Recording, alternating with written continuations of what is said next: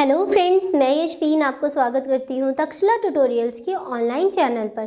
तो दोस्तों, आज लेक्चर है हमारा 11.3। लेक्चर 11.2 जो कि हमारा प्रीवियस लेक्चर था, उसमें हमने पढ़ा था जीनी अभियांत्रिकी में उपयुक्त होने वाले उपकरणों के बारे में। मतलब जो हम जेनेटिक इंजीनियरिंग पढ़ रहे हैं उसके प्रक्रम में, उसके होने वाले प्रक्रम में कुछ उपकरणों की सहायता चाहिए होती है। हमें कुछ उपकरण ऐसे होते हैं जिनको यूज़ किया जाता है उनमें, और उन उपकरणों की जानकारी भी हमारे लिए बहुत महत्वपूर्ण थी। इसलिए हमने क्या किया था, उन उपकरणों को आपको बताया था कि वो कौन कौन से उपकरण हैं जो कि प्रक्रम में यूज़ किए जाते हैं। वो हमारे प्रक्रम पूरे हो गए थे, चारों के उपकरण के बारे में हमने पढ़ लिया था। उसके बाद बारी आती है प्रक्रम को पढ़ने की। ठीक, उपकरण हमने पढ़ लिए कि प्रक्रम में कौन कौन से उपकरण उपयुक्त होते हैं। अब हम क्या पढ़ेंगे, उसका प्रक्रम पढ़ेंगे, मतलब प्रोसेस पढ़ेंगे। जो मेन जीनी अभियांत्रिकी की प्रोसेस होती है, अब हम उसके बारे में पढ़ेंगे। ये भी बहुत सारी स्टेजेस में डिवाइड होती है, इसकी भी काफ़ी सारे स्टेप्स होते हैं। 4 स्टेप्स में ये डिवाइड होती है। तो उसका पहला स्टेप हम अपने आज के लेक्चर में पढ़ेंगे कि पहले स्टेप में हम क्या करते हैं। फिर उसके बाद हम ये जानकारी लेंगे कि दूसरे स्टेप में हम क्या करते हैं, तीसरे स्टेप में क्या करेंगे और चौथे स्टेप में क्या होता है। ये सब तो हम आगे के लेक्चर्स में कवर करेंगे। आज के लेक्चर में हम सिर्फ स्टेप 1 या स्टेज 1, जिसको चरण बोलते हैं हिंदी में, ये जो प्रक्रम होता है ये काफ़ी चरणों में होता है, काफ़ी स्टेजेस में होता है, जिसका पहला चरण हम आज के लेक्चर में अपना कंप्लीट कर लेंगे। तो चलिए दोस्तों, आज का लेक्चर शुरू करते हैं, जिसमें आज हमें पढ़ना है जीनी अभियांत्रिकी का प्रक्रम, कि किस प्रकार से जीनी अभियांत्रिकी होती है और की जाती है।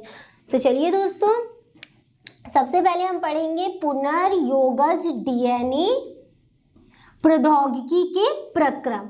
पुनर्योजक डीएनए ये क्या होता है, इसको पुनर्संयोजित डीएनए भी कहते हैं। ठीक, process of recombinant DNA technology.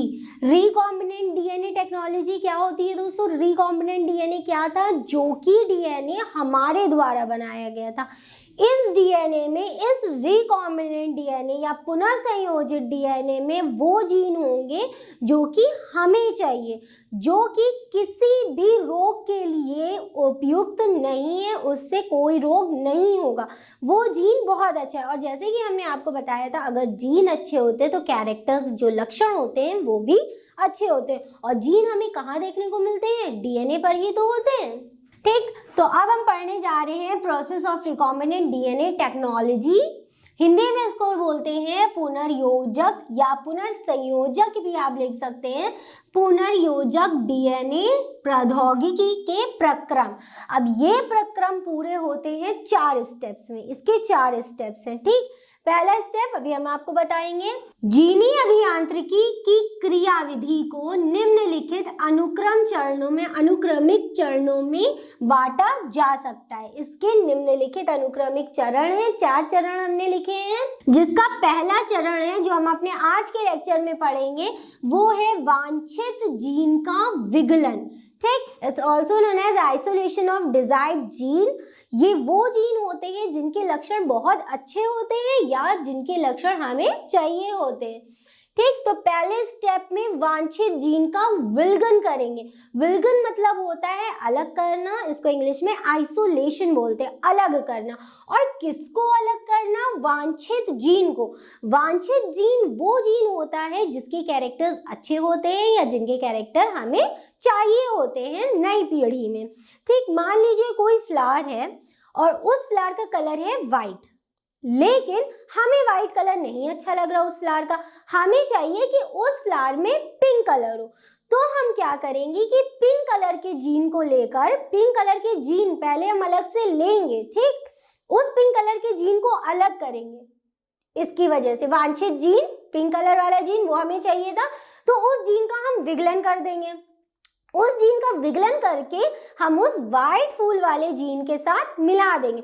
और जैसे ही मिला देंगे तो जीन पिंक वाला चला गया, तो फूल भी किस कलर का हो जाएगा, पिंक हो जाएगा, क्योंकि जो जीन था वो पिंक कलर के लिए था, और जब जीन अपना प्रभाव अपने प्रोटीन बनाएगा तो वो वही कलर तो देगा जो कि जिसके लिए वो होता है। तो दोस्तों ये वाला था हमारा पहला स्टेप। दूसरा स्टेप होगा जो हम अपने नेक्स्ट लेक्चर में पढ़ेंगे, इस लेक्चर में नहीं पढ़ेंगे, क्योंकि ये सारे जो होते हैं एक एक प्रोसेस काफी लेंदी होता है, काफी लंबे होते हैं, तो एक लेक्चर में चारों को तो निपटाना इम्पॉसिबल है। ठीक, वांछित जीन का विगलन हो गया, आइसोलेशन ऑफ डिजायर्ड जीन, ये वो जीन होते हैं जिनके लक्षण अच्छे होते हैं, जो किसी भी रोग के लिए जिम्मेदार नहीं होते हैं।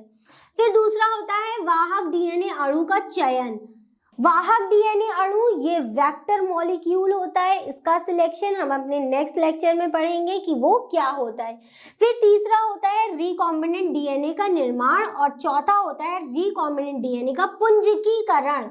पुंजकीकरण मतलब होता है क्लोनिंग, मतलब उसकी कॉपी करना, उसको हिंदी में प्रतिलिपिकरण भी कहते हैं या उसकी प्रतिकृति भी बोलते हैं, जो कि हमने आपको बायोमॉलिक्यूल्स चैप्टर में पढ़ाया था। तो दोस्तों इसमें हमने क्या किया, एक अलग से डिजायर्ड जीन ले लिया, मान लीजिए क्या है ये जीन वो है। फिर एक हमने वाहक डीएनए अणु का चयन किया। एक वाहक डीएनए अणु हमें क्यों चाहिए, एक वाहक डीएनए अणु हमें इसलिए चाहिए ताकि वो इस डिजायर्ड जीन को इजीली क्या कर ले, कैरी करके दूसरी चीज में हम डाल सके। हम डायरेक्ट इस जीन को किसी और जीव में इंसल्ट नहीं कर सकते, जीव से कोई भी पादप या कोई भी जीव कुछ भी ले सकते हैं। ठीक, डायरेक्ट हम इसको किसी भी सेल के अंदर नहीं, किसी भी कोशिका के अंदर नहीं डाल सकते। इसको डालने के लिए हमें एक वाहक चाहिए होता है। ठीक, मान लीजिए ये है वो वाहक, इस वाहक में हमने क्या किया, अपना डिजायर्ड जीन, जो वांछित जीन था, इस जीन को डाल दिया। ये है वांछित जीन। अब देखिए दोस्तों, ये जो एक छोटी सी चीज बनी, एक छोटा सा चित्र बना, एक डायग्राम बना, यही आपका क्या है, रिकॉम्बिनेंट डीएनए है या पुनर्संयोजित डीएनए है। पुनर्संयोजित डीएनए नाम से ही समझ में आ रहा है, हम इससे पहले भी आपको बता चुके हैं कि पुनर्संयोजित मतलब फिर से बनाया जाने वाला डीएनए, और ये वो डीएनए होता है जिसमें कैसे जीन होते हैं, बहुत अच्छे जीन होते हैं। ठीक, तो यही हमारा क्या है, पुनर्संयोजित डीएनए। अब हम तीसरे स्टेप में क्या करेंगे, इसका निर्माण कर देंगे।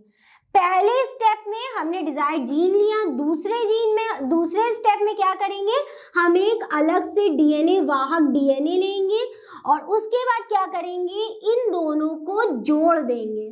ठीक, इन दोनों को जोड़ने के बाद क्या बन जाएगा, एक रिकॉम्बिनेंट डीएनए, एक पुनर्संयोजित डीएनए। ठीक, ये डीएनए बन गया।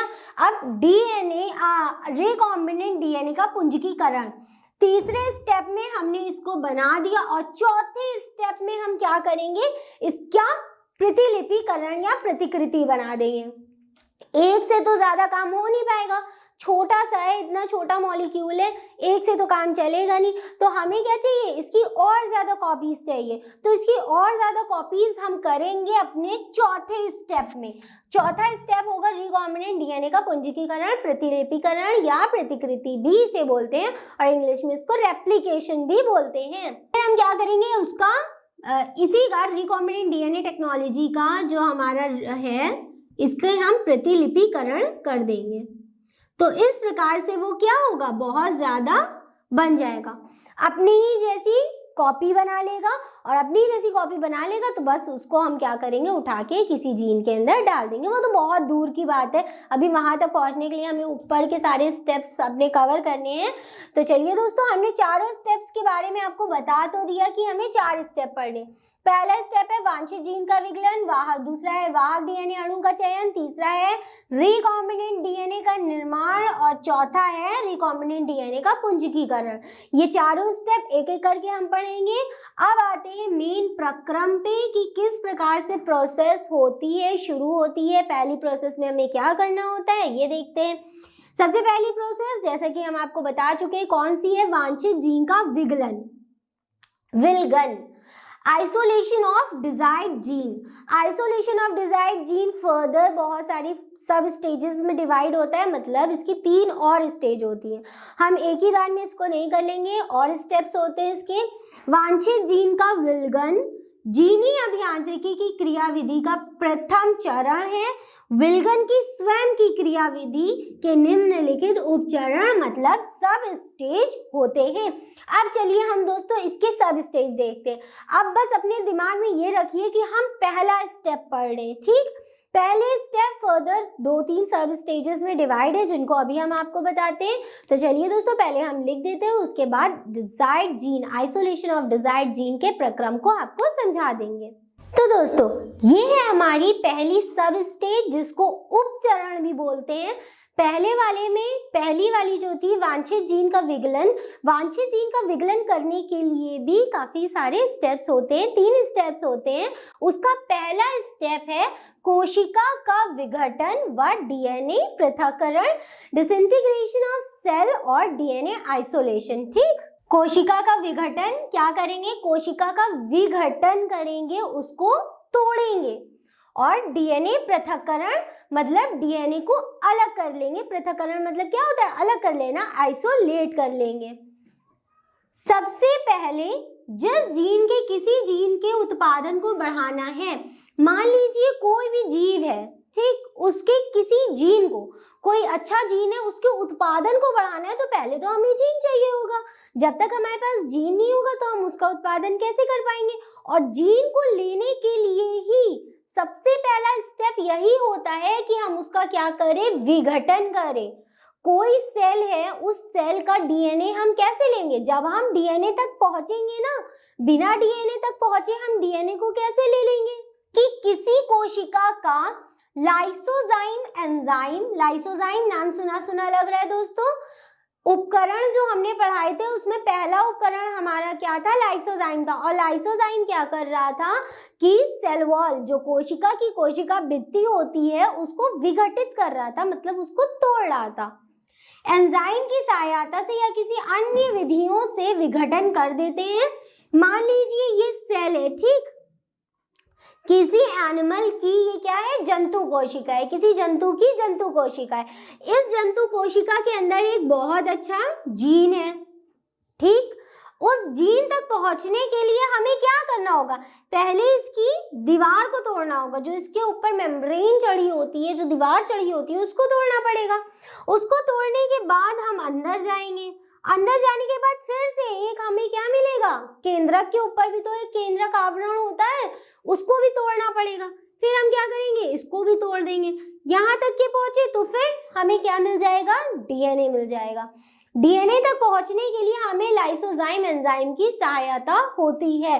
अगर लाइसोजाइम नहीं है या किसी और मेथड से करना है तो डीएनए आइसोलेशन आप खुद भी कर सकते हैं। क्या करिए, मटर के पौधे में जो मटर के दाने होते हैं उसमें भी आइसोलेशन आराम से कर सकते हैं। एक एक्सपेरिमेंट होता है जो लैब में कराया जाता है या जिसके लिए हमें माइक्रोस्कोप की ज़रूरत होती है। क्या किया जाता है, जो मटर होती है, छोटे छोटे मटर के दाने होते हैं, उसको मिक्सर में पीस लिया जाता है, ठीक जी, ऐसे ही किया जाता है। तो डीएनए आराम से अलग हो जाता है। उसको मिक्सर में पीस लेते हैं, उसमें थोड़ा सा डिटर्जेंट डाल देते हैं। ये एक नॉर्मल प्रोसेस है, आप चाहे तो गूगल पे सर्च भी कर सकते हैं या यूट्यूब पे भी इसे देख सकते हैं। इसमें क्या करते हैं, मटर को पीस लेते हैं मिक्सर में, उसमें थोड़ा सा डिटर्जेंट डाल देते हैं ताकि उसके अंदर के बॉन्ड्स फिर से ना बन जाए। जब हम मिक्सर में उसको चला देते हैं तो क्या होता है, एक उसका पेस्ट बन जाता है। पेस्ट बनने का क्या मतलब है, उसके अंदर की जितनी सेल्स थी जो आपस में जुड़ी हुई थी वो क्या हो जाती है, टूट जाती है। और उसके बाद जब हम उसका एक्सपेरिमेंट करते हैं अल्कोहल से, उसको अल्कोहल में डुबो देते हैं, तो क्या होता है कि जो डीएनए होते हैं वो टेस्ट ट्यूब में ऊपर की तरफ तैरने लगते हैं, ठीक। फिर जो पेस्ट बना है हमारा मिक्सर में, उसको हम टेस्ट ट्यूब में डाल देते हैं। उस टेस्ट ट्यूब में डालने के बाद उसमें अल्कोहल डालते हैं, और जैसे ही अल्कोहल डालते हैं वैसे ही ऊपर की तरफ उड़ता हुआ डीएनए आ जाता है और उस डीएनए को हम अलग कर लेते हैं। ये तो था अलग मेथड, जिसकी वजह से आप खुद अपना डीएनए अलग कर सकते हैं। लेकिन यहाँ पे बात थोड़ी अलग है, जीनी अभियांत्रिकी में हम इसको यूज़ कर रहे हैं, टेक्नोलॉजी में हम इसे यूज़ कर रहे हैं, इसलिए हम यहाँ पे लाइसोजाइम एंजाइम का यूज करते हैं। लाइसोजाइम एंजाइम की सहायता से या किसी अन्य विधि से, अन्य विधि जो हमने आपको बताई कि मटर का डीएनए हम किस तरीके से अलग कर सकते हैं, मटर के दानों से हम क्या कर सकते हैं, मटर का डीएनए अलग कर सकते हैं। किसी अन्य विधियों से विघटन कर देते हैं, फिर उपकेंद्रण द्वारा अपघटित कोशिका के तरल से कोशिका के डीएनए अणु को पृथक कर लिया जाता है। मान लीजिए ये जो डीएनए है इसके अंदर का जीन, ये हो गई टेस्ट ट्यूब जो हमने आपको बताई थी, ठीक। इस टेस्ट ट्यूब के अंदर यहाँ पे हमने क्या डाल दिया, इस कोशिका का द्रव।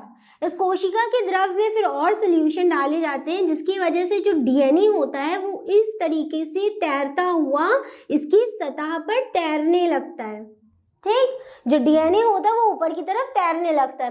फिर इस डीएनए जैसे ही तैरने लगता है, फिर हम इसको किसी भी टूथपिक की वजह से या जो भी आपके पास एपरेटस होता है उसकी वजह से हम इसको अलग कर लेते हैं। मान लीजिए एक चम्मच से ही अलग कर लिया, और उसके बाद हम क्या करते हैं, उसको माइक्रोस्कोप में स्टडी करने के लिए यूज़ करते हैं। आपको ईजिली डीएनए दिख जाएगा उसमें, लेकिन माइक्रोस्कोप थोड़ा एडवांस होना चाहिए।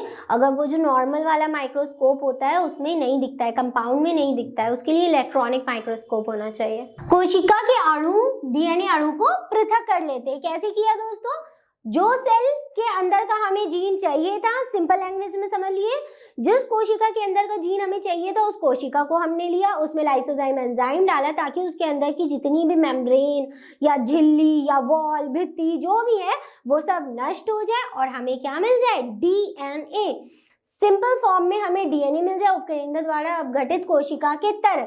अपघटित कोशिका का जो तरल था से कोशिका के डीएनए जो ऊपर तैर के डीएनए अणुओं को पृथक कर लिया जाता है। अब एक नॉर्मल स्पून की मदद से हम क्या करेंगे, इसको ऊपर से उठा लेंगे।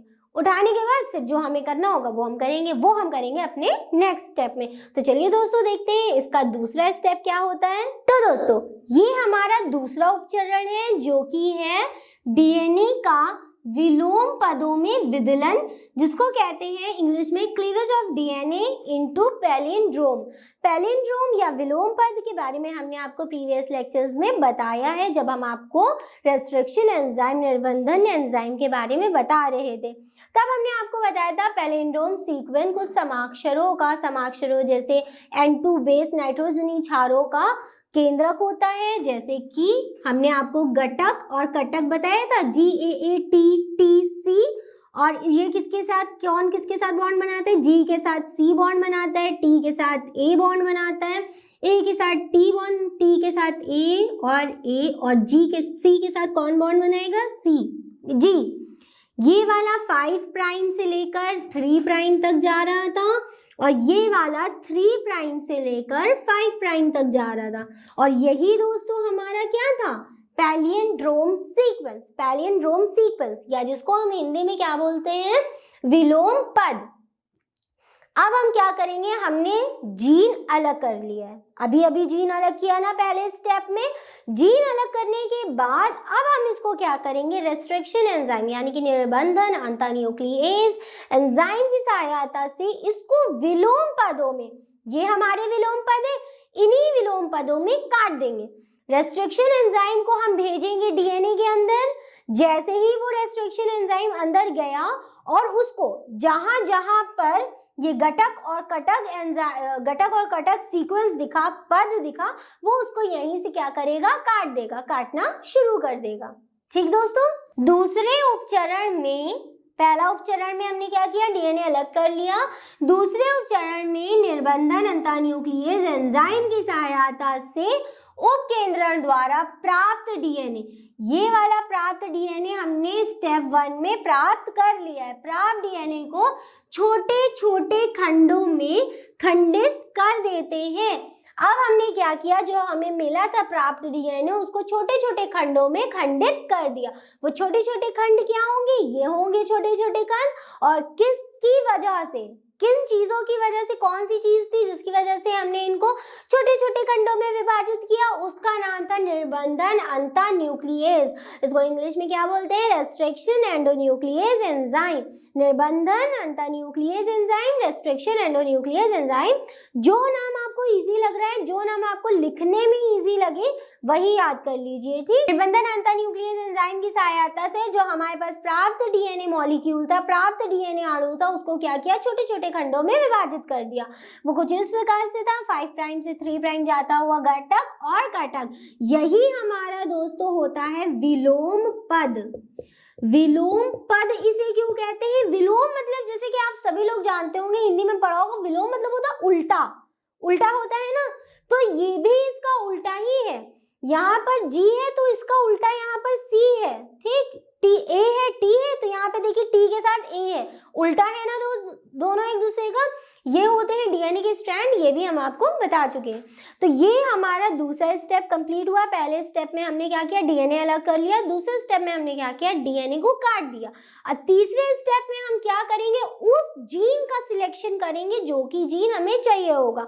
उस जीन के लिए हमें एक तकनीक की आवश्यकता होती है जिसको जेल इलेक्ट्रोफोरेसिस कहते हैं। उस तकनीक की आवश्यकता से उस तकनीक के उपयोग से, आवश्यकता तो उसकी है, उस तकनीक के उपयोग से हम क्या करेंगे, उस जीन को अलग कर लेंगे जो जीन हमें चाहिए आगे किसी और सेल में डालने के लिए, और जिस जीन के हमें लक्षण उत्पन्न करने हैं किसी अन्य जीव में। तो चलिए दोस्तों, अपना तीसरा सब स्टेज भी पढ़ते हैं और उसके बाद इस लेक्चर को कंप्लीट करते हैं। तो दोस्तों, ये हमारा लास्ट उपचरण है, तीसरा उपचरण, जो कि है डीएनए टुकड़े को पृथक करना। अब हम क्या करेंगे, उस डीएनए टुकड़े को अलग करेंगे जो कि हमारे लिए उपयोगी है, isolation of a DNA fragments. अब उसको कैसे करेंगे, वो एक उपयोग किया जाता है जेल इलेक्ट्रोफोरेसिस नाम की मशीन के अंदर। ये एक मशीन कुछ इस प्रकार की दिखती है, ठीक, चौखाने ऐसी विधि होती है, और ये इलेक्ट्रोफोरेसिस है, मतलब कि विद्युत संचालित है। इसमें किसका उपयोग किया जाता है, विद्युत संचालन का, विद्युत दी जाती है। तीसरे उपचरण में निर्बंधन एंजाइम द्वारा काटे गए डीएनए के टुकड़े को, जो कि हमने दूसरे स्टेज में कंप्लीट किया था, जेल वैद्युत कण संचालन, मतलब इसको जेल इलेक्ट्रोफोरेसिस बोलते हैं। जेल वैद्युत कण संचालन, वैद्युत लिखा है मतलब इसके अंदर इलेक्ट्रिसिटी का उपयोग होगा। और जेल कैसे, वो एक एग्रोस नाम का जेल बनता है। अब इसमें काफी सारे नाम थोड़े टफ से आएंगे जो कि हमें याद करने ही पड़ेंगे। जेल इलेक्ट्रोफोरेसिस विधि द्वारा पृथक किया जाता है। अब ये किस प्रकार से किया जाता है, ये हम आपको बताते हैं। डीएनए के टुकड़े में फॉस्फेट के कारण, अब डीएनए का जो हमारा टुकड़ा होता है उसमें फॉस्फेट होता है। हाँ दोस्तों, जब उसका न्यूक्लियोटाइड देखते हैं तो फॉस्फेट ग्रुप उसमें प्रेजेंट होता है। फॉस्फेट ग्रुप होता है, पेंटोज शुगर होता है और नाइट्रोजनी क्षार होते हैं, ठीक। ये तीनों चीजों से मिलकर डीएनए हमारा बना होता है ना।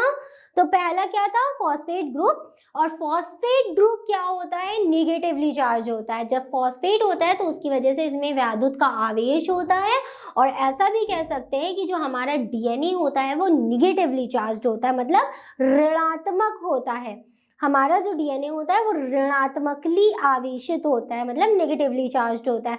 तो कोई भी चीज है जो कि नेगेटिवली चार्ज्ड है, ऋणात्मक के उससे है, तो वो किसकी तरफ भागती है, एनोड की तरफ भागती है ना, ठीक। कैथोड किस तरफ भागती है, कैथोड की चीज है एनोड की तरफ भागती है, अपोजिट होती है ना। और एनोड वाले जो होते हैं पॉजिटिवली चार्ज्ड होते हैं, वो किसकी तरफ भागते हैं, कैथोड की तरफ भागते हैं। ये केमिस्ट्री की बात है ना, ये तो सबको पता होगी कि जो अगर कोई कण है वो ऋणात्मक है तो वो धनात्मक की तरफ भागता है, और धनात्मक कण किसकी तरफ भागता है, ऋणात्मक की तरफ भागता है। तो जो हमारा डीएनए होता है वो फॉस्फेट की प्रेजेंस में, फॉस्फेट की उपस्थिति में होने के कारण ऋणात्मकली आवेशित होता है, मतलब नेगेटिवली चार्ज्ड होता है। डीएनए के टुकड़े में फॉस्फेट के कारण आवेश होता है, आवेश, ठीक, आवेश होता है, अर्थात मैट्रिक्स में वैद्युत। अब मैट्रिक्स क्या है, ये जो आपको सरफेस दिख रही है इस मशीन की, ठीक, ये इसके पाए हैं मशीन के कुछ इस प्रकार से, वो ठीक, इसके ऊपर पूरा ये होता है मैट्रिक्स। ये एक मान लीजिए बड़ी सी मशीन होती है, में वैद्युत क्षेत्र के कारण ये एनोड की ओर बढ़ते हैं। जो हमारा डीएनए होगा वो किसकी तरफ बढ़ेगा, एनोड की तरफ बढ़ेगा। इस तरफ मान लीजिए कैथोड है और इस तरफ क्या है, एनोड है। प्लस का क्या है, एनोड है, और माइनस का क्या है, कैथोड है। यही तो साइन होता है ना इसका। यहाँ पे हम डालते हैं अपना डीएनए, जो डीएनए हमने अलग किया होता है हम उसको यहाँ पे डाल देते हैं, ठीक, बहुत सारे डालते हैं, छोटे बड़े सारे डीएनए हम कहाँ, इसके ऊपर रख देते हैं। किसके ऊपर रखते हैं, मैट्रिक्स पे रखते हैं। ये जो आपको पीछे सरफेस दिख रहा है ये मैट्रिक्स होता है। में वैद्युत क्षेत्र के कारण ये एनोड की तरफ बढ़ते हैं। सामान्यतः मैट्रिक्स, अब ये मैट्रिक्स होता क्या है, मैट्रिक्स एक एल्गी के थ्रू बनता है। रेड कलर की एल्गी लाल कलर के शैवाल से प्राप्त किया जाता है। ठीक, का एक लाल समुद्री शैवाल का उत्पादन है कौन? मैट्रिक्स, और मैट्रिक्स जिसे कहते हैं अगरोस। ठीक, एग्रोस बोलते हैं इसको, कहते हैं इस मैट्रिक्स को। मैट्रिक्स किसका बना था? लाल शैवाल का, और उस लाल शैवाल से हमने क्या निकाला जिसे एग्रोस कहते हैं। डीएनए के टुकड़े अपने आकार के अनुसार एग्रोस जेल में व्यवस्थित हो जाते हैं। अब ये एग्रोस जेल है अपने आकार के, उससे कैसे? जो डीएनए का अणु बड़ा होगा वो ज्यादा जल्दी एनोड की तरफ आ जाएगा, और जो छोटा होगा वो पीछे रह जाएगा। अब देखिए, एक ये अणु है डीएनए का, ठीक, एक ये डीएनए का अणु है और एक ये डीएनए का अणु है। जब हम इसको इसके ऊपर रखेंगे और इलेक्ट्रिसिटी इसमें प्रोवाइड करेंगे, मान लीजिए इसका स्विच ऑन करेंगे, तो इनमें से कौन सा एनोड की तरफ जल्दी भागेगा? बड़ा वाला ना, क्योंकि इसके पास ज्यादा नेगेटिव चार्ज होंगे तो ये एनोड की तरफ ज्यादा जल्दी भागेगा। तो ये पहुंच गया सबसे पहले, ठीक, बड़ा वाला। उसके बाद छोटा वाला जाएगा इस प्रकार से, और उसके बाद सबसे छोटा वाला। ये क्या होते हैं? कुछ इस प्रकार से क्रमांतर अपने साइज के अकॉर्डिंग, आकार के अकॉर्डिंग व्यवस्थित हो जाते हैं। किसके ऊपर? जेल इलेक्ट्रोफोरेसिस मशीन के ऊपर। डीएनए के टुकड़े अपने आकार के अनुसार एग्रोस जेल में व्यवस्थित हो जाते हैं। एग्रोस जेल क्या है? इसके ऊपर पूरा एग्रोस जेल बिछा है, ठीक, और उसको मैट्रिक्स कहते हैं। और एग्रोस जेल हमें मिला किससे? रेड कलर के शैवाल से, ठीक, समुद्री शैवाल होता है, लाल शैवाल हमें समुद्र में देखने को मिलते हैं, उनसे हमने क्या लिया? Agarose jail. एग्रोस जेल इसके ऊपर बिछा दिया, एग्रोस जेल है, ठीक। फिर उसके बाद हमने इसके ऊपर डीएनए के टुकड़े डाले और इसके अंदर वैद्युत का संचालन कर दिया। जैसे ही वैद्युत का संचालन किया तो ये सब एक्टिव फॉर्म में आ गए, और ये किसकी तरफ भागने लगे? एनोड की तरफ। एनोड की तरफ क्यों भागने लगे? क्योंकि ये नेगेटिवली चार्ज थे, और ये पॉजिटिव चार्ज की तरफ भागने लगे। व्यवस्थित हो जाते हैं, जिन्हें अभी भी हम इन्हें साफ सुथरी तरीके से नहीं देख सकते, जिन्हें एथिडियम ब्रोमाइड, एथिडियम ब्रोमाइड, ठीक, एथिडियम ब्रोमाइड स्टेनिंग द्वारा देखा जा सकता है। अब जब हम इनको क्या करते हैं? क्रम के रूप में ये व्यवस्थित हो जाते हैं, तो इसके बाद हम क्या करते हैं? इनके ऊपर एथिडियम ब्रोमाइड डाल देते हैं। एथिडियम ब्रोमाइड से ऐसा क्या होता है जिसकी वजह से हम इन्हें देख सकते हैं? तो एथिडियम ब्रोमाइड के डालने के बाद ये चमकने लगते हैं, ठीक। इसके बाद एथिडियम ब्रोमाइड डालने के बाद जिस भी डीएनए का हमें चयन करना होता है उसकी स्टडी कर लेते हैं, और उसको हम क्या करते हैं? अलग कर देते हैं। और अलग करने के बाद अब हमारा दूसरा प्रोसेस शुरू होगा। अब दोस्तों देखिए, एक बार हम इसका क्विक रिवीजन करा देते हैं, क्योंकि हाँ थोड़ा सा ये दिमाग घुमाने वाला है। पहला स्टेप हम क्या पढ़ रहे थे? जीनी अभियांत्रिकी के प्रक्रम। उस प्रक्रम में 4 स्टेप है, ठीक। उस 4 स्टेप का पहला स्टेप हमने अपने आज के लेक्चर में कंप्लीट किया, और पहला स्टेप भी अपने 3 सब स्टेजेस में डिवाइड थे, जिसमें पहले में हमने क्या किया? डीएनए को अलग किया, दूसरे में डीएनए को काटा, और तीसरे में हमने डीएनए को अलग कर लिया। उस डीएनए के जीन को अलग कर लिया जेल इलेक्ट्रोफोरेसिस मशीन की वजह से, जो कि हमें जीन चाहिए था। तो दोस्तों पहला स्टेप हमारा यहाँ पे कंप्लीट होता है, ठीक।